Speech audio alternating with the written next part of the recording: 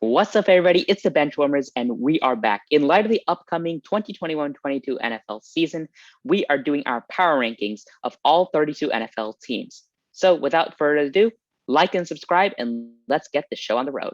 At number 32, we have the Houston Texans. The Houston Texans had a crazy offseason, losing their starting quarterback, losing their best defensive player, and now it's a completely different team. They signed some decent veterans, but their defense was already terrible and just became worse. Their offense is very mediocre now with Tyrod Taylor at the helm, and it's pretty much a dumpster fire of an organization right now. So I'd be surprised if they get 3 or 4 wins. I think that they are in line to be the first overall pick in the next draft.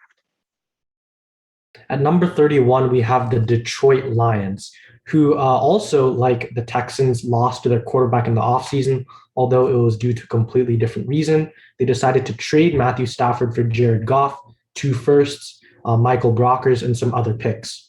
They also lost Galladay and Marvin Jones in the offseason.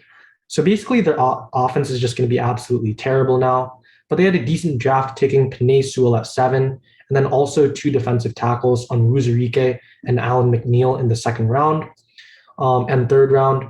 So they basically just invested in their future, traded away veterans, and signed some younger players. So they're not going to be great now, but they're set for a better future at least.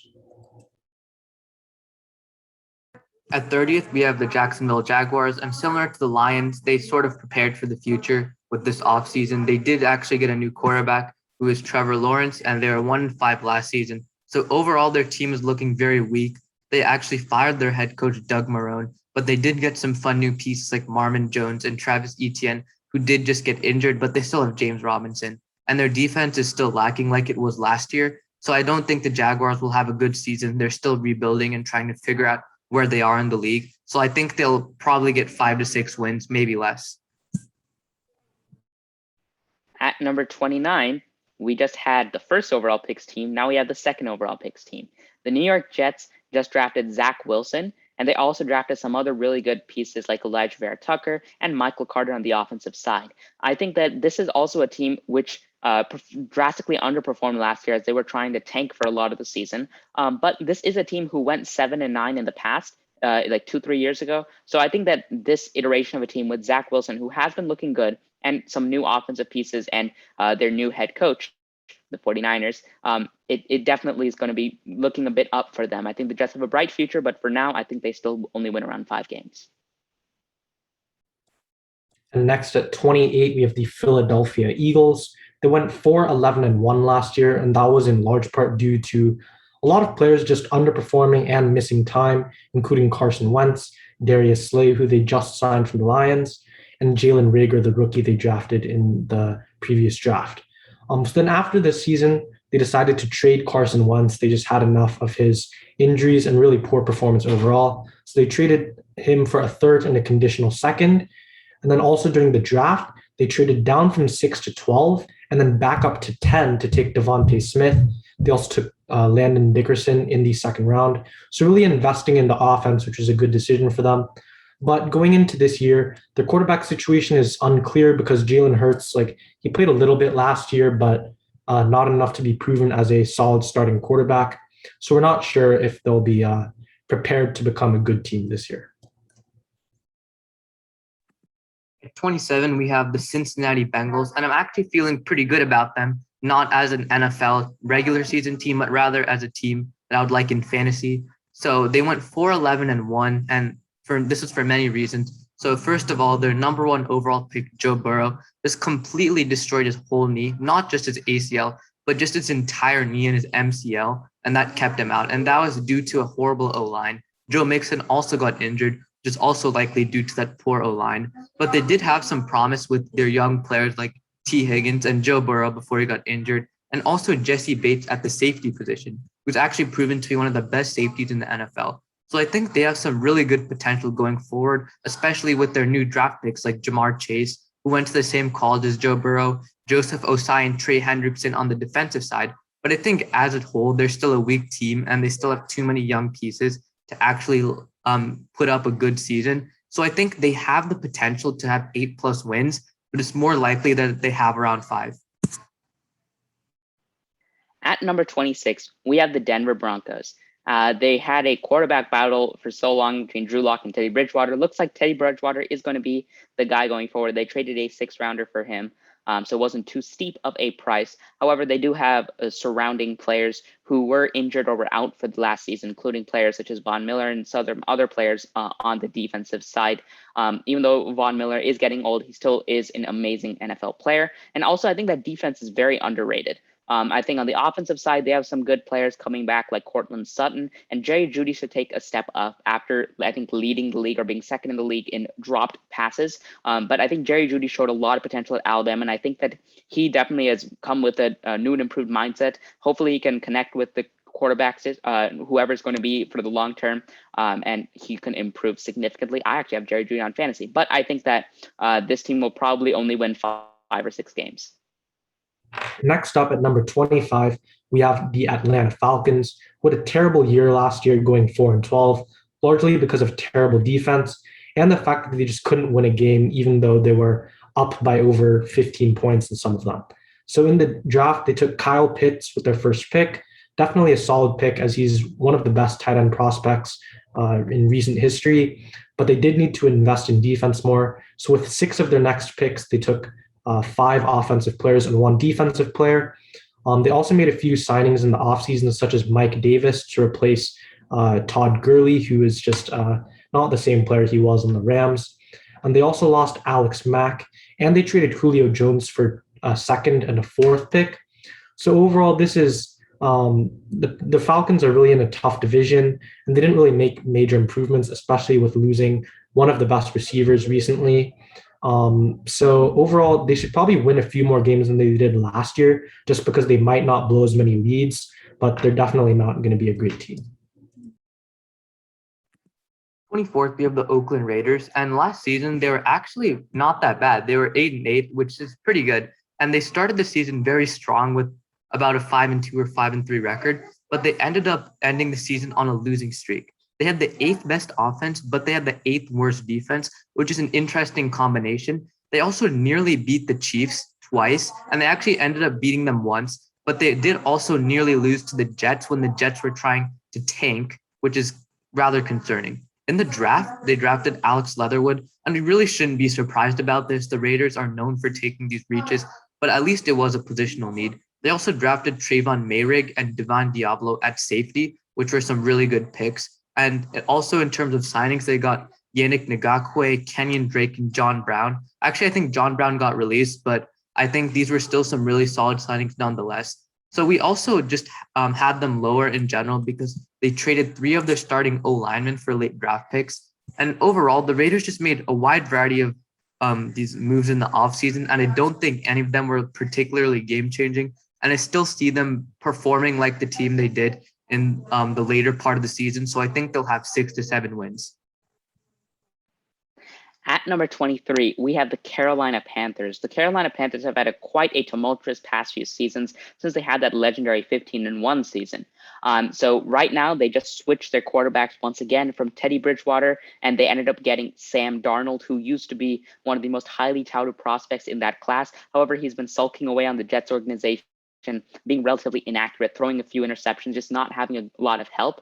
But in this situation, he should have a lot of help this time because he has the best running back in the league, arguably, when he's healthy, Christian McCaffrey. And even though he was injured last year, many expect him to have an amazing bounce back season. He could have another 1,000 rush, 1,000 receiving year again, and that would be amazing for this team.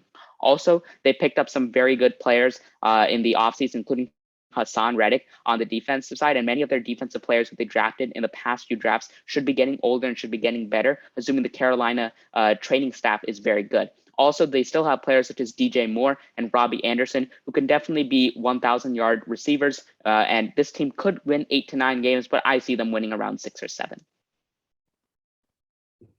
Next up at number 22, we have the Giants, my favorite team. Last year, they went 6-10 with a pretty bad offense, largely because Saquon and Daniel Jones were injured. But they had a good defense led by James Bradbury and Leonard Williams. So overall, it was a good defense but bad offense. In the draft, they traded down from 11 to 20 and took Kadarius Toney with that pick. And they also took Azeez Ojulari in the 2nd round, who I thought was a steal. And in the offseason, they signed Kenny Golladay from the Lions and Adoree Jackson, but they did lose Dalvin Tomlinson. So overall, not a huge amount of changes on defense. So the defense should still be really good. And the offense has the potential to step up if Daniel Jones just like stops fumbling and can actually throw some passes that are good. So overall, the Giants could improve a lot and they could make the playoffs, but it's probably more likely that they just finish with around like 6 or 7 wins or something like that. And next at 21st, we have the Chicago Bears. And I guess this is the first of the teams that actually have a good shot at making the playoffs because the playoffs now have 14 teams. So I think the Bears actually have a decent amount of upside. Although they finished 8-8 last year, their defense was really solid, and they actually did end up making the wild card, and they played in the Nickelodeon games versus the Saints.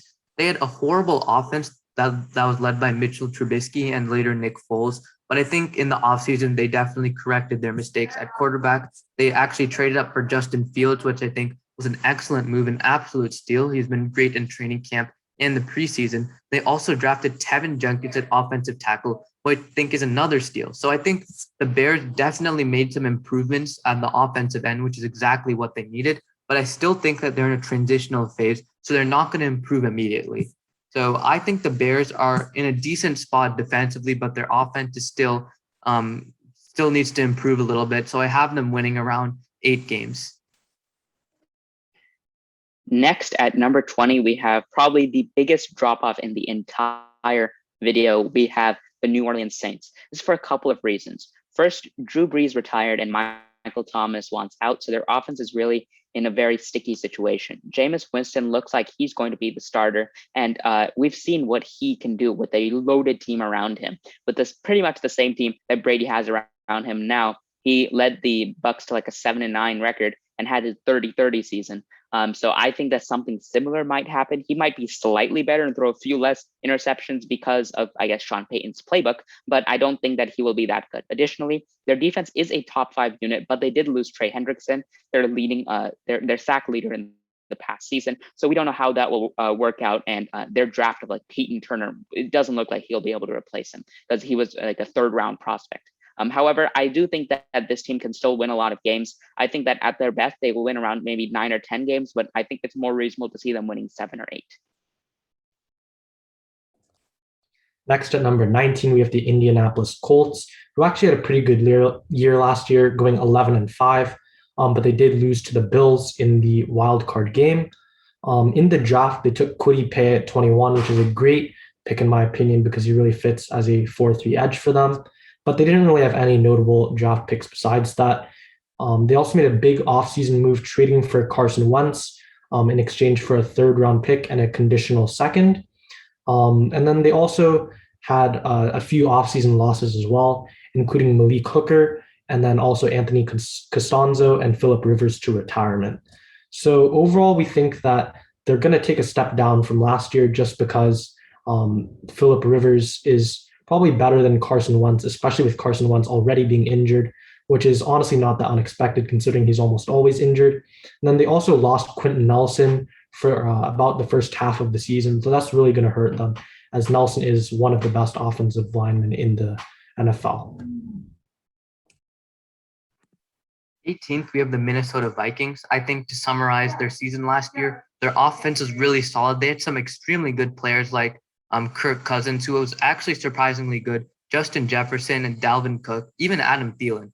But their defense was just absolutely terrible, one of the worst in the league. And in the offseason, their defense only got worse because they lost some very key players like safety/corner Anthony Harris. But in return, they got these washed vets like Patrick Peterson. So I think their defense is only going to get worse. And at the same time, their offensive line also got worse. They lost some key offensive linemen, and they didn't really get any good ones in return. So I think while their offense has a lot of talent, I don't think their defense will make up for that. So I see them having around 8 to 9 wins, and they could be volatile. They could have 10 or 6 wins, but I don't think they're a consistent playoff team. Next, at number 17, we have the New England Patriots, the dynasty for 20 years. Racing got interrupted because Tom Brady left Cam Newton was their starting quarterback last year, and they didn't do too well. However, Cam Newton got cut, and now Mac Jones, their 15th overall pick, is going to be their starter week 1 and hopefully throughout the season.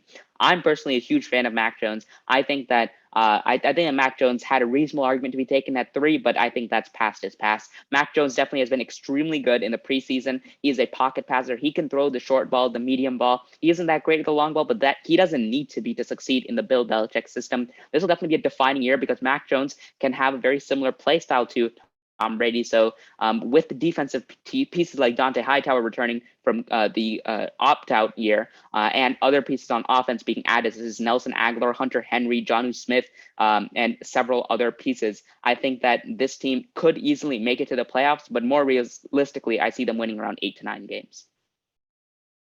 Next up at number 16, the first team in the top half of our rankings, we have the Washington football team. They had a decent year last year, going 7-9, but that was enough to make the playoffs given how bad the NFC East was. And they actually put up a decent fight against the BUCS, with Taylor Heineke somehow being a pretty good quarterback. In the draft, they had the 19th pick and they took Jamin Davis. We thought this was a somewhat interesting pick because they really needed to address offense more than defense, but that's what they did in the second round. They took Sam Cosmi, who we thought was a great pick. They also made some free agent acquisitions, including Curtis Samuel, William Jackson, and Ryan Fitzpatrick, who should be an upgrade over Alex Smith. But they did lose Ryan Kerrigan, who is aging anyway, and Ronald Darby. So they still have one of the best defenses in the league, but I don't know if their offense is going to be good enough to compete with the Cowboys, who we project to win the division. At 15th, we have our first playoff team. Even though only the top 14 teams are expected to make the playoffs, Cowboys are still technically a division leader, so that would make them a playoff spot. So we have the Cowboys at 15th because we think that they're a team of really solid players with great talent, but they're just a lot of question marks. So Dak got injured last season, Zeke got injured last season, and then entire defense was a whole question mark. It was just absolutely horrible last season. They basically let even horrible offensive just walk all over them. It was just madness. And I think the Cowboys do have the potential to get better just because I think they made some upgrades in the draft. And also their division is just weaker than other divisions. So I think just inherently they'll be able to get more wins. So I think the Cowboys will get 8 to 10 wins. At the number 14 spot, we have a team who we think will be just on the outside looking in for the playoffs, the Pittsburgh Steelers. The Pittsburgh Steelers actually started last year 11-0, and we're looking to possibly be an undefeated team until they just absolutely collapsed in the rest of the season, going 1-5 the rest of the way, including the wild card game, which they lost to the Cleveland Browns, just those same old Browns. But I think TikTok dances, old quarterbacks, a terrible O-line, and a defense which is somewhat questionable can do that to you. And I think that that might carry over somewhat to this season. Obviously, I think that offense is really good. Even though Big Ben is really old and this might be his last season, he's still a pretty good quarterback. And you have other players such as Juju Smith-Schuster and Chase Claypool and Deontay Johnson and Najee Harris, who they drafted to replace James Conner, which I think is really good because he is a bruiser and he likely will be okay even with the bad O-line. However, I think that there's just too many moving pieces, too many situations where the team was not locked in. And I think that will translate to this year. I think that second half team is more closer to what they actually are. I think they'll end up with around 8 to 9 wins. And in a loaded AFC, they'll be on the outside looking in. At number 13, we have the Los Angeles Chargers. They went just 7-9 last year, but they did have Justin Herbert, who absolutely popped off and won Rookie of the Year. The Chargers just could not really win close games, though. So even though they had a decent offense and a decent defense, they did have a below 500 record. In the draft, they had some great picks, including Rashawn Slater at 13 and Asante Samuel at 47.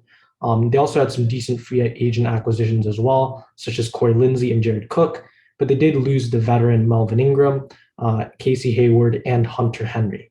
So overall, we think the Chargers are going to be a pretty good team just because they already have a good offense and defense from last year, and we don't think they're going to lose as many close games as they did. Although the Chargers kind of just are historically known for losing close games. But we think they'll probably solve that issue this year with an improved Justin Herbert. So yeah, we think they'll probably end up with around 10 to 11 wins, making the playoffs. Next at 12, we have the Miami Dolphins. We think they're in a similar spot to the Chargers, but unlike the Chargers, they actually had a really good season last year. They were 10-6 and barely missed the playoffs just because they were in the AFC, and the AFC just had too many 11-5 teams. And the Dolphins were just a really solid team with young talent. I think this past season, they only got better with draft picks like Jalen Waddle, who's going to make an immediate impact to their receiving core. And also their younger players like Tua just got more experience this past year. And Tua's been looking quite good in these preseason games. So I think the Dolphins are just going to continue doing what they've been doing. And I think they're just going to get better. So I see them getting around 10 to 11 wins, just like the Chargers. At 11, we have the worst team in the best division. We have the Arizona Cardinals. They're in the weirdest situation. I think that they have a chance to make the playoffs, but they could miss the playoffs, even though they are way more talented than several playoff caliber teams. And this is for a couple of reasons. Kyler Murray, their quarterback, is amazing. He is a dual threat quarterback. Even though he is short, he can pass the ball. He has DeAndre Hopkins to throw to, and DeAndre Hopkins is probably one of the top 2 to 3 receivers in the entire league. And I think that the addition of players such as J.J. Watt on the D-line to just make that D-line even stronger, and losses in the offseason of players like Patrick Peterson won't matter too much. I think that just that revitalized team, it's a very young team who's getting older, getting better. I think that defense, including the draft pick of Zaven Collins, will be amazing for them. And I just think that they have upset potential over many good teams, just like they beat the Bills last year, and they could literally bust and go 7-10. And that's something which could happen because their division is just that good. However, I think that they are the 11th best team in the league and probably will win anywhere from like 7 to 12 wins, but probably around 9 or 10. Next, we have another team from the NFC West, the San Francisco 49ers. They had a pretty bad year last year, going 6-10, but that was due to a lot of injuries, especially on offense. Jimmy Garoppolo, Deebo Samuel, Raheem Mostert, George Kittle, all of them missed time at some point during the 2020 season. So they ended up with the 12th pick overall in the draft, but they decided to trade up from 12 to 3 and took Trey Lance. They also took Aaron Banks and Trey Sermon in the second and third rounds. I think Trey Sermon adds a lot to their offense because they are so run heavy. They also gave Trent Williams a massive contract, the biggest of all time for an offensive lineman, and they signed Alex Mack and Samson Ebukam. They had some other offseason losses, but they weren't really that significant. Just Kendrick Bourne, Solomon Thomas, and a few other players. So they have a really good defense. I think that's been established over the past few years. And they have a decent offense as well, with a completely basically just committing to the run for the whole season most of the time. So they're a very solid team, but again, one of the toughest divisions in the NFL, or actually the toughest division in the NFL. So they'll probably win around 10 or 11 games, and that'll be enough for them to make the playoffs. Number 9, we have the Tennessee Titans. They had a really solid team last year, and they had an excellent season. I think they only got better in this offseason, especially with players like Julio Jones. They got at a very cheap price from the Falcons for just a second and another pick. I think Julio Jones is still a top 10 wide receiver in the NFL, even though he's already 32. And the Titans also have A.J. Brown. So I think even though they lost Corey Davis, the fact that they have Julio Jones, who's basically a wide receiver 1, along with A.J. Brown, is going to be an absolutely deadly combination. And also at running back, they have Derrick Henry, who's established himself as one of the best rushers in the NFL after that 2,000-yard season. And they have Ryan Tannehill at quarterback, who's actually going under the radar. I think he's a really solid quarterback, a top 10 quarterback in the NFL, maybe top 15. And I think their defense is also really solid. They added Caleb Farley at defense, and they did have some losses at the defensive line. But I think as a whole, their defense is still quite good. So I think the Titans are still a really solid team, and they'll have another good year, and with around 10 wins, I would say. And we move on to the number 8 team in the NFL. We have the second best team in the NFC West, the Seattle Seahawks. It pains me as a Niners fan to say this, but it kind of is true. They have been a playoff lock the past few seasons. Their defense last year was a bit up and down, but at the end, they definitely show that they have some good promise. You have players such as Jamal Adams, who just got inked up to a super long extension, which is really good for the Seahawks long term, provides some stability on the defensive side. But that offense is why they are just that good. Russell Wilson is probably a top 3 to 4 quarterback in the entire league. You have players such as Chris Carson, Tyler Lockett, DK Metcalf, and even though they have a subpar offensive line, which will be absolutely terrible when they face teams like the Rams and 49ers, that offense is just too good to pass up on winning several games and beating several really good teams. It's a tough out anytime you have to play in Seattle or just even on the road facing Seattle. And I think that they're definitely a playoff team. They could win around 11 to 12 games. Now, at number 7, we have the Cleveland Browns, who went 11-5 last year, shocking a lot of NFL fans. And they even almost beat the Chiefs in the playoffs. Admittedly, those Chiefs did not have Patrick Mahomes at the time, but still very impressive from the Cleveland Browns, who were an 0-16 team just a few years ago. They drafted Greg Newsome in the first round, and also they got Jeremiah Owusu-Koramoah in the second round.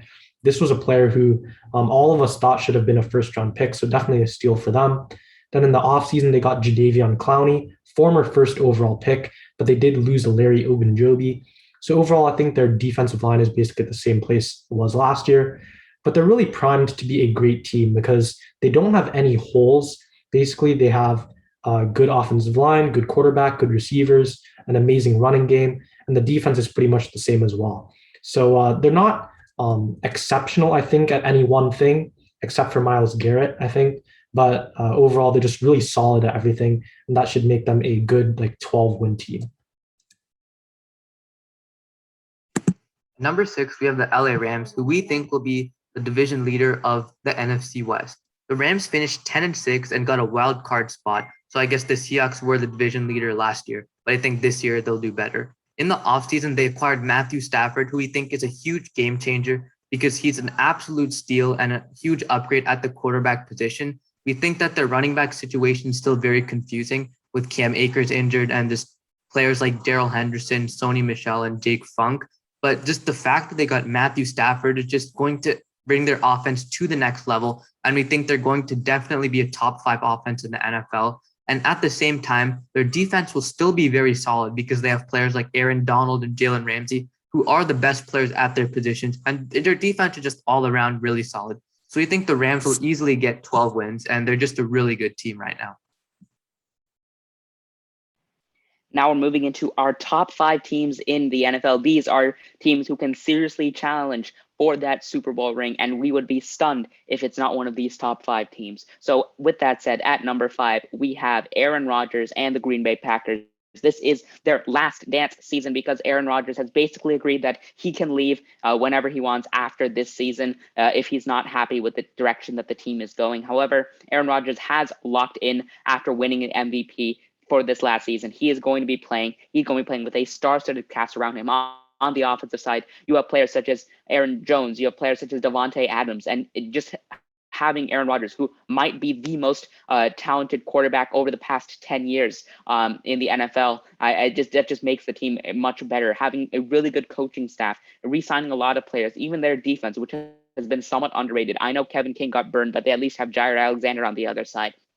I think that offense-defense combo, plus their division and their schedule, just puts them at a place where they can win around 13 games. They were 13-3 the past 2 seasons, and they lost in the NFC Championship both times. I think I see something very similar for them this year. 13 to 14 wins is definitely a reasonable possibility. At number 4, we have the Baltimore Ravens. Now, last year, they made it to the playoffs with an 11-5 season. They beat the Titans, conquering their enemy from the year before, but they did lose to the Bills in the divisional.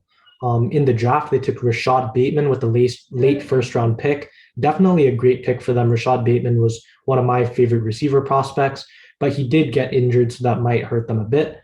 They also drafted Jason Owe with the first-round pick they got from a trade with the Chiefs for Orlando Brown. So they did lose a little bit on the offensive line there. But they did sign Sammy Watkins and Kevin Zeitler as well. Kevin Zeitler should make up that missing spot on the offensive line. But they did lose J.K. Dobbins to injury. Tore his ACL. Definitely unfortunate to see him get injured before the season even starts like that. But that's just how the NFL is sometimes. So overall, they really haven't changed much in terms of their personnel, but I think they'll continue to improve. 2 years ago, they lost in the wild card. Last year, they lost in the divisional. And this year, I could see them making the conference championship for sure. At 3, we have the Buffalo Bills. They finished 13-3 last season and lost to the Chiefs in the AFC Championship game. Their team is still really solid even after the offseason. They drafted guys like Gregory Rousseau, who I don't think will improve the D-line right away, but in the next few years, he'll definitely make an impact. But looking at the other side of the floor, they have Josh Allen at QB, and we think he's definitely one of the best quarterbacks in the NFL. He's also very young, and he has a lot of potential, both as a passer, but also as a rusher with that touchdown rushing threat. At the same time, they also have Stephon Diggs at wide receiver, who is a top 3 wide receiver and even has the potential to break out for more than 1,500 yards. And we think that this combo will still be deadly. Their running back situation is still a little bit unclear, but they're a pass-first offense, and I think that's what they'll continue to excel at. So their team is still really solid all around, both on offense and both at defense. I don't think they did anything wrong this offseason. They're still a clear division winner in their division, and I see them winning around 12 plus games for sure. Now, you know what 2 teams we have at the top. They're the Super Bowl teams. But which team do we have at number 2? At number 2, we have the Tampa Bay Buccaneers. Even though they returned every single starter from their Super Bowl winning team last year, we think that they are the second best team in the NFL. Every starter is returning, but Brady, even though he's aging like wine. He's aging really good. He's 45 going to be this season, and I think he did have a bout with the virus in the offseason. News just broke about that. But it looks like that team is going to be a bit healthy. However, I do think there's going to be some sort of Super Bowl hangover for this team. I think that they might start off out the gate slow, and they might have to beat some very good teams. They might have to even play wildcard weekend earlier on, but they definitely do have the talent to be one of the best teams in the NFL. I think that they clearly can win the Super Bowl, and that would be insane. Tom Brady winning ring number 8. But I think that the additions by the one other team who we haven't mentioned yet is better than the BUCS, who just stayed the exact same.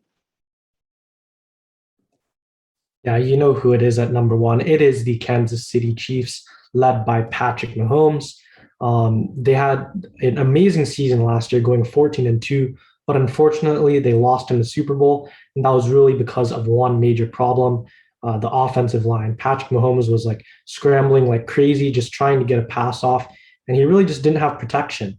But they did improve that in the offseason. They traded they traded their only first-round pick for Orlando Brown. They also drafted Creed Humphrey in the second round, and they signed Joe Thuney from the Patriots. So 3 major additions to the offensive line that should improve.